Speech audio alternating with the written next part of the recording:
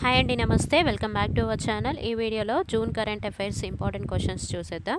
First question: దక్షిణాఫ్రికా ప్రతిష్టాత్మక Nelson Mandela life time achievement award అందుకున్న మొదటి భారతీయుడు ఎవరు? ఆన్సర్ 2, వినోద్ గనాత్రా. ప్రముఖ బాలల చిత్ర నిర్మాత వినోద్ గనాత్రా బాలల చలనచిత్ర రంగానికి చేసిన విశిష్ట సహకారానికి ఈ అవార్డు లభించింది. సుబ్బయ్య నల్లముత్తు వీరు ప్రఖ్యాత వన్యప్రాణి చిత్ర నిర్మాత. సుబ్బయ్య నల్లముత్తు ప్రతిష్టాత్మకమైన 18వ V Shantaram lifetime achievement award అందుకున్నారు. Next question: global gender gap index 2024లో భారతదేశం ర్యాంక్ ఎంత? Answer 3, 129. World economic forum WEF global gender gap report 2024ను విడుదల చేసింది. ఇది ప్రపంచవ్యాప్తంగా కొనసాగుతున్న లింగ అసమానతను తెలియజేస్తుంది. మొదటి 5 స్థానాల్లో ఉన్న దేశాలను మీరు ఇక్కడ చూడవచ్చు. Iceland, Finland, Norway, New Zealand, Sweden ఈ విధంగా ఉన్నాయి.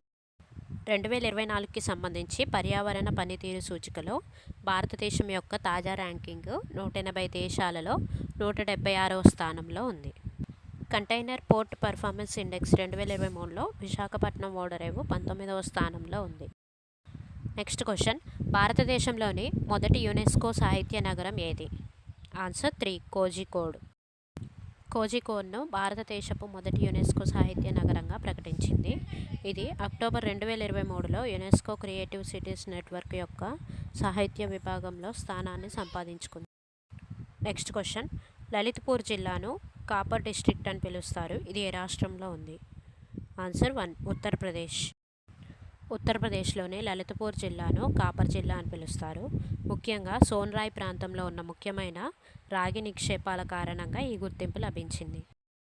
నెక్స్ట్ క్వశ్చన్: ఇండో ఫ్రెంచ్ సంయుక్తంగా ఏ ఇన్ఫ్రారెడ్ ఎర్త్ అబ్జర్వేషన్ శాటిలైట్ మిషన్ను ఇస్రో ప్రకటించింది? ఆన్సర్ 2, తృష్ణ.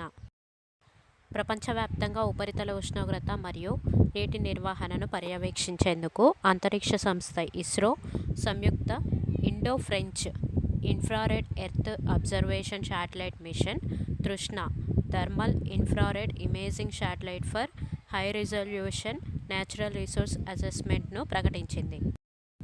నెక్స్ట్ క్వశ్చన్: కాజా సదస్సు 2024 యొక్క థీమ్ ఏమిటి? ఆన్సర్ 3, పర్యావరణ ప్రాంతం యొక్క సమగ్ర సామాజిక ఆర్థిక అభివృద్ధికి ఉత్ప్రేరకాలుగా కాజా యొక్క సహజ మూలధనం మరియు సాంస్కృతిక వారసత్వ వనరులను ఉపయోగించడం. కాజా రీజియన్లో భాగస్వామ్య దేశాలు అంగోలా, బోట్స్వానా, నమీబియా, జాంబియా మరియు జింబాబ్వే. నెక్స్ట్ క్వశ్చన్: కచ్ నుండి రెసిస్టెంట్ డైయింగ్ క్రాఫ్ట్ అయిన అజ్రాక్ ఇటీవల ఏ గుర్తింపు పొందింది? ఆన్సర్ 4, భౌగోళిక సూచిక GI ట్యాగ్. కచ్లోని బేలా అనే గ్రామం ఒకప్పుడు బ్లాక్ ప్రింటింగ్లో అభివృద్ధి చెందుతున్న కేంద్రంగా ఉండేది. ఇప్పుడు ఇది అంతరించిపోతుంది. నెక్స్ట్ క్వశ్చన్: 2026లో విడుదల కానున్న ఎన్విడియా రాబోయే AI చిప్ ప్లాట్ఫారం పేరేమిటి? Answer 1, Rubin. ఎన్విడియా యొక్క రాబోయే రూబిన్ ప్లాట్ఫారం 2026 కోసం రూపొందించబడింది. మార్కెట్ ఆధిపత్యాన్ని కొనసాగించడం మరియు సమావేశం పెరగడం లక్ష్యంగా వార్షిక చిప్ విడుదల కానుంది. Next question: QS world university rankings 2025లో ఏ విశ్వవిద్యాలయం అగ్రస్థానంలో నిలిచింది? Answer 1, Massachusetts Institute of Technology. వరుసగా 13 సంవత్సరాలు ఇది అగ్రస్థానంలో ఉండడం వల్ల ఉన్నత విద్యలో ప్రపంచ అగ్రగామిగా ఇది పేరుగాంచింది. నెక్స్ట్ క్వశ్చన్: భారతదేశంలో ఏ రాష్ట్రం పండ్లు మరియు సుగంధ ద్రవ్యాల ఉత్పత్తిలో మొదటి స్థానంలో ఉంది మరియు మైక్రో ఇరిగేషన్ ఏరియా కవరేజీలో 2వ స్థానంలో ఉంది?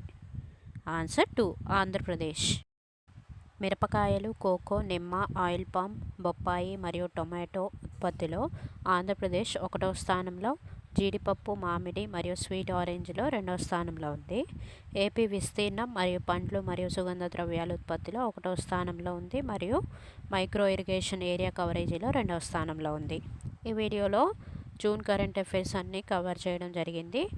సో మీకు ఇది ఇన్ఫర్మేటివ్గా అనిపిస్తే ప్లీజ్ లైక్ చేయండి, షేర్ చేయండి, అదేవిధంగా మన ఛానల్ని సబ్స్క్రైబ్ చేసుకోండి. Thank you for watching.